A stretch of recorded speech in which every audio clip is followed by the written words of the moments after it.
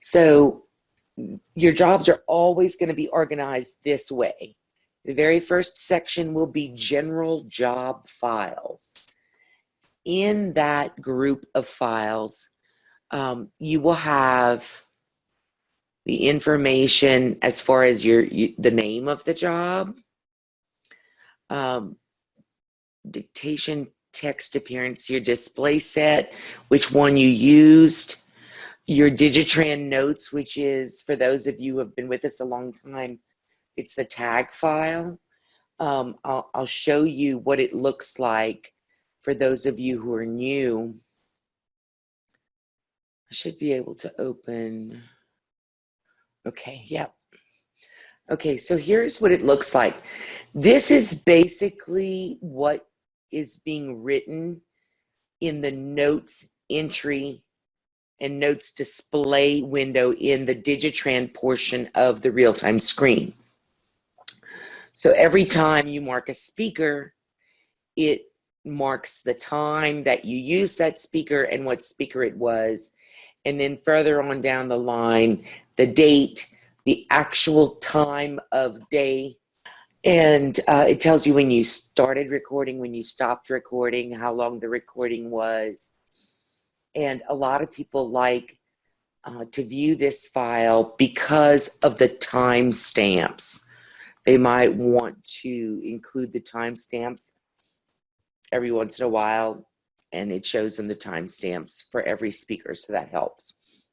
And for any note you type in, it also shows for that as well. Adria, I would venture to say those last numbers have something to do with like the stream and stuff like that. Oh. Some mojo jojo that we don't know about. Right. Okay. Yeah. That makes sense, Mitch. That makes sense, because all of these others I can explain, but those not so much. And since they're right after the time, it does kind of make sense that would be with the stream, doesn't it? Yes. Okay, thank you. You're welcome. For those of you who are wondering, what is the stream? The stream is a file that SpeechCat creates, and that the stream file ties together the place of every individual word in the basically in the DRA file, and that's what gives you the right click ability. So if you're in Scopus and you are maybe during your last proof, and so you're not necessarily listening to all the audio because you're reading it for punctuation and context and all that, and you get to some place and it just doesn't make sense. So you think to yourself, well, I better listen to that again. So if you left click just to tell SpeechCat, okay, here I am, SpeechCat, and then you right click to start the playback, it should start it within 2 lines of that specific area. And it is our stream that allows us to do that. So Michelle and I were discussing that these numbers here in these last 2 columns may very well be associated with the stream file for locating text. So that's that. Okay, the case. Meaning what case you have selected. Normally I don't use case, so none is selected. And then my style, which you can see for this job was 32 lines per page, court with index for Microsoft Word. And then the next section we go down to is dictations. I want to back up a minute. We very rarely do anything up here. We don't normally mess with these general job files at all. In the second section, dictations, this is not a real good example of what you might see at the end of a job, because at the beginning of a job, you might actually see only 1 or 2 of these. But by the time your job is over, you may have 10 or 11 or more. It depends on how big the job is. Because if the job is very big, then you may have 20 or 30 or 40. Because every time you go into scope, every time, SpeechCat makes a backup of the scope file as it exists upon entering. Why do we do that? We do that to save your booty, because there are times when we don't see this often, but every once in a great while we do see, somebody will be typing along and accidentally hit Control A, which selects all, and then they'll backspace and poof, everything is gone. Everything. And because SpeechCat by default saves every 30 or 90 seconds, it's going to save pretty fast. So if you don't immediately exit out, then chances are it's already saved by the time you realize it's happened. And the thing to do to make sure that you're covering your butt is to save often when you're not exiting and re-entering. But what I like to tell people is, if you get up for a break, you just want to go walk around, go for a walk, get a cup of coffee, whatever, exit out of scope. And when you come back in, re-enter. Scope remembers the last place you entered. And so it's very important to help you go back in rather quickly. That is the nature of SpeechCat. But we'll make all of these backup files, and if you've got a really big document, what ends up happening is you'll have all these backup files. And just so that you know, if you scroll over to the right, you can see when the backup was created, when that particular file was created. This helps a lot when you've got 20 or 30 of them and you make a mistake and you want to go back to the last one, not the first one, because all your work's not going to be in the first one. It's not going to be in the 5th one. It's going to be in the second to last one. The last one is the one that you lost the data. So there'll be nothing in there. And so that's when we would generally say, okay, well, what we're going to do is we're going to hide the current file and go back to a previous one. I draw your attention to the hidden column. You will see that the very first one says no. That means that this is the current file. The other one says yes. That means that was your first file, meaning that was the dictation file with no changes. It's virtually impossible for me to do a dictation and not make a single change. I just so love to do drag and correction, love to correct. And I like to scope. And so when I see errors, I just start fixing it. And then I remember, oh, wait, I'm not supposed to fix it because I need to send it to my Scopus class. And so I have to kind of smack my hand and rush out of it really quickly. Otherwise, I'll just sit there creating briefs and making notes in my accuracy journal, making corrections, having all sorts of fun.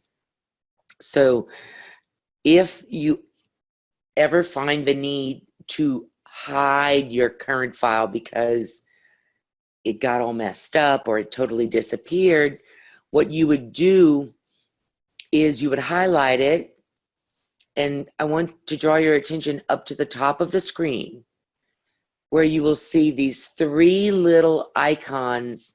They're like pieces of paper with sunglasses. And the first one says hide, unhide, dictation. Now, another reason that we come in and hide the dictation file, and this is a big deal, you guys, so pay attention. If you are in a job And let's say you're 3 hours in and it's kind of hot and heavy and it's really no time for a bad thing to happen. But of course, that's when a bad thing happens. And let's say your text stops dropping into the screen. And most likely it's because your microphone is sopping wet and needs some time to dry. Or who knows, it could just be a short in your mask. It could be that the lawyer walked by and separated the mask from the USB device. It could be anything. But being a professional, you never want to let them see you sweat. So you just pay attention to your mask backup track. You see that it's still bouncing up and down. So you've got your audio recording on your backup mask track. So just keep going. Keep going. And at the end of the job, when you get home and you have maybe half of the text there, but not the other half, you can come into show files. You can hide this file by clicking on hide unhide dictation. So now both of my dictation files are hidden. And so what that is going to do is it's going to make SpeechCat think that that the job has not been dictated yet. But hang on just a minute because it's still showing scoped. Shouldn't be showing scoped. It should show dictated. Once I hide the dictation file, it should show dictated. And then what I can do is I can click on transcribe and use the voice backup track, always transcribe in scope, and click on OK. And what that does is it takes your backup mask track and it turns it makes text utilizing your voice backup track. And so that is a really, really wonderful thing because it allows you to still get all of your text without having to redictate. Because I don't know about you, but I am not about doing anything twice. So if Dragon's going to do it for me, then I'm okay with that. But I don't want to have to redictate something I've already dictated.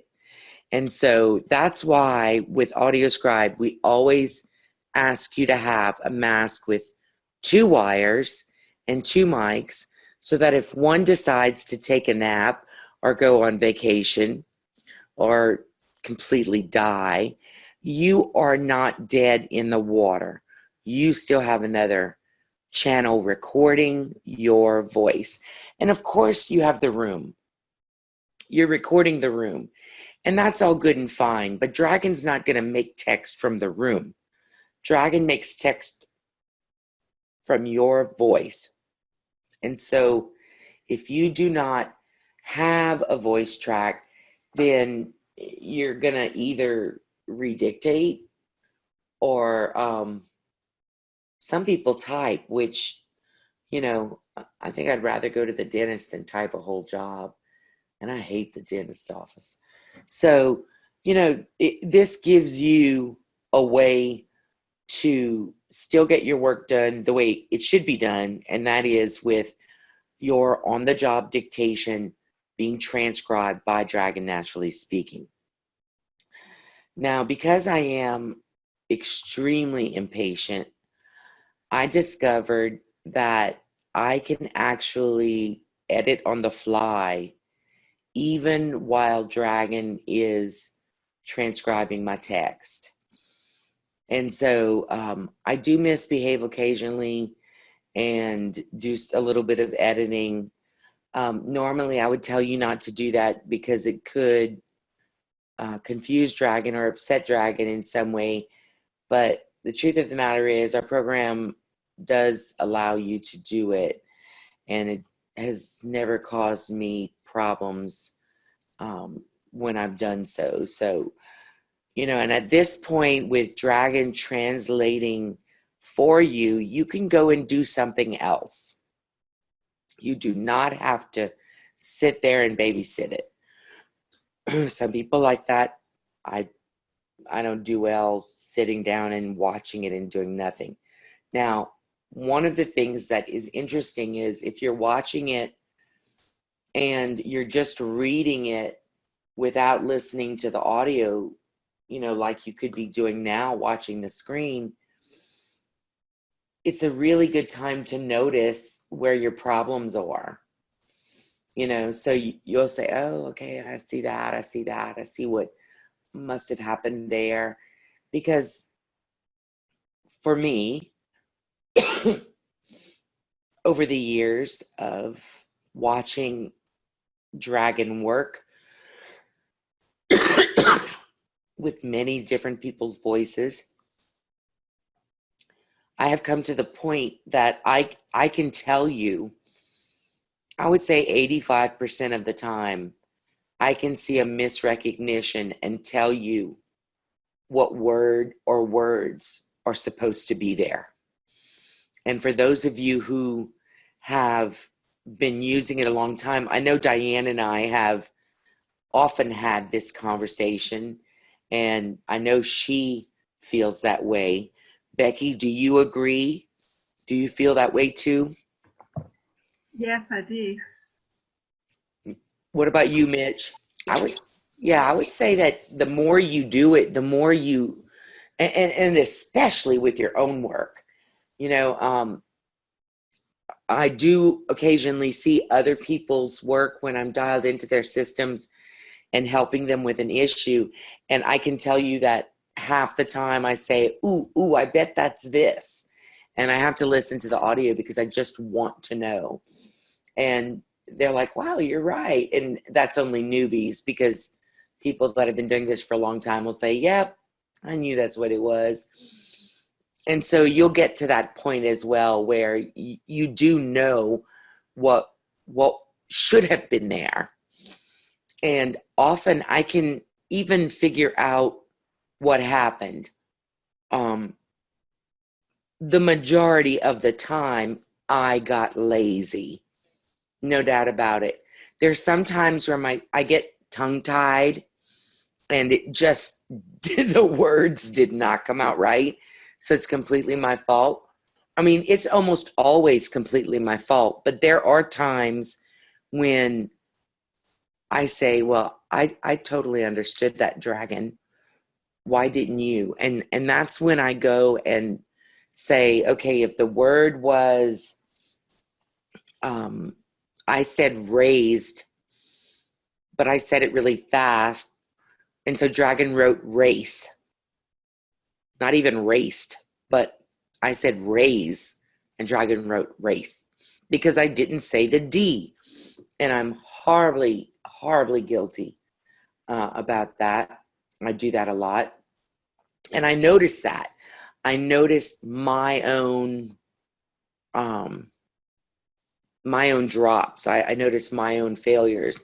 And it's not until we start listening with a mind to what is our failure and what is Dragon's failure that we'll truly start being as accurate as we can be.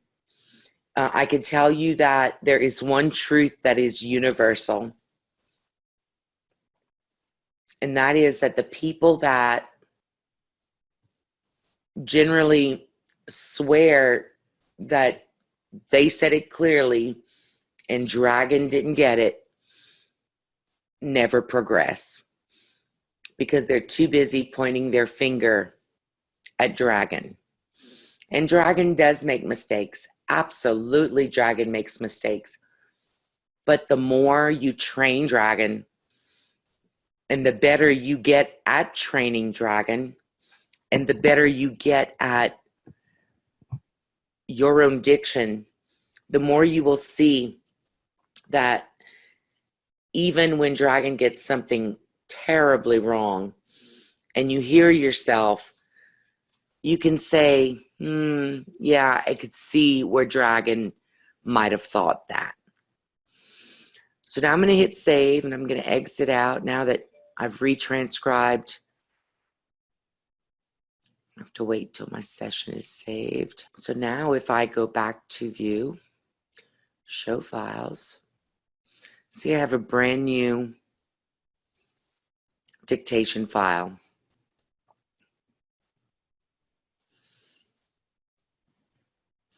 Now, another thing that I'd like to point out is if you're wondering what is the name of this file as opposed to other files, you just need to spread out your columns, like your sound files, for instance. Here's the name at the end with the extension. So here, 2018-3-15-09-5420-001. That is normally my room mic, as you can see. Over here on the left is the description. And the 02, see, because they're gonna have the same name except for the -00. And if you have more audio channels, I'm just recording 2 audio channels on one track. And that's why this file, the 001, is so much larger than my voice track, because this one has two channels in this one track. This one only has one. The location you can even spread out if you want to see where it is. There's a lot of information in this portion of SpeechCat. The thing that we ask you in regards to show files is just be cautious. If you delete a file from here, especially if it's a really large file, like a sound file, it can actually skip the recycle bin altogether and just go away. There's generally a setting somewhere that says, you know, what's your file cap on sizes to be recycled. And I'm not sure where that is, but I'll look for it for you. But there's so much information here. We just ask you to be cautious. If you want to view your RTF file, you can do that by clicking here, Open Dictation File. It'll open it in Microsoft Word or WordPad if you don't have Word. And there it is.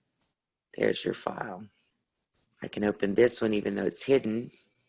And you can see the difference. I did correction and I did some editing on this one. So you can see that. And I used conflicts on this original one. So there you go. So these, if you ever want to open these files, which I don't think you would ever, that's mostly things me and Michelle do. We use this one.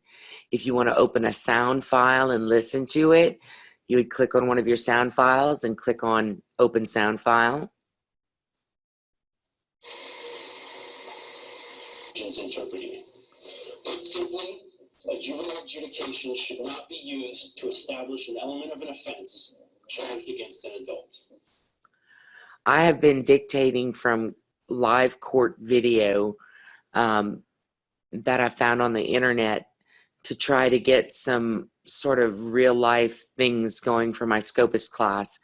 And so that's what that was actually, I think, Ohio Supreme Court I was listening to, and they have awesome video. And so that is show files. There are a lot of other things you can do. For instance, let's say that your audio file, let's say that you were on a job, and this actually has happened once. You're new. It's your first day on the job in a new courthouse. Only they forgot you were going to show up. So they erect this pathetic substandard table for you to sit at today.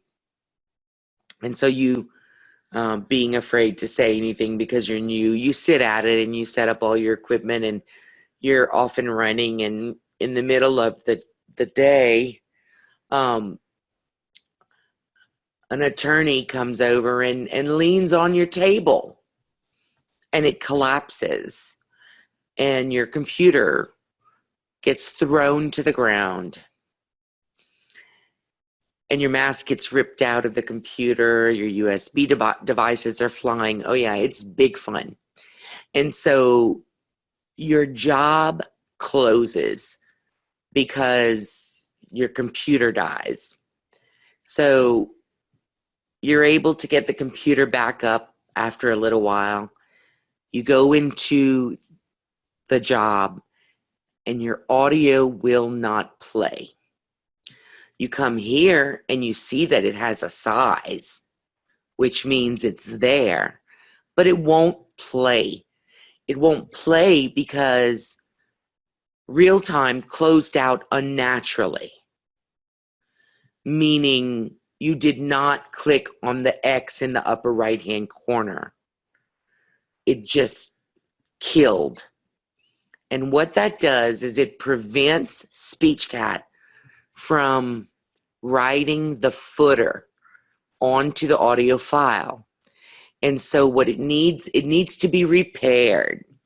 And so you would come in here and you would highlight the first one and you would click on Repair Wave File. And you would say Rebuild. And then you could click on Play to listen. As you can see, it slowed down my audio, probably because it didn't need to be repaired. So I'm going to say Cancel because I don't want to keep the new one. But if it would have been a good repair, I would have clicked on Keep. And everything would have been fine. It would have replaced the old one that would not play with the new one that would. And so that's how you listen to your audio files. There's one other thing that's very relevant that I'd really like to show you. And that is regarding the present document. Once you create a present document, once you go to present, if you try to go to scope, it's going to say, oops, wrong one. So if I try to go to scope, it says, this job has been presented already. Would you like to open it in the word processor? But the reason I'm trying to open it in scope is because something in the word processor did not look right. And so I'm going to say, no, I don't want to open it in the word processor. I want to go to View, Show Files, and I want to hide the present file. So if you point, you'll see that the last one with sunglasses is Hide the Present File. I'm going to click on it, and it says the selected presented document is the current present file. Would you like to hide it? Yes. Now it says hidden, yes. So I'm going to close. Now it says scoped, and now I can return to scope. I can even load the speech engine if I want. And then I'll look at everything and say, oh, okay, well, you know, I need to add this and that and the other.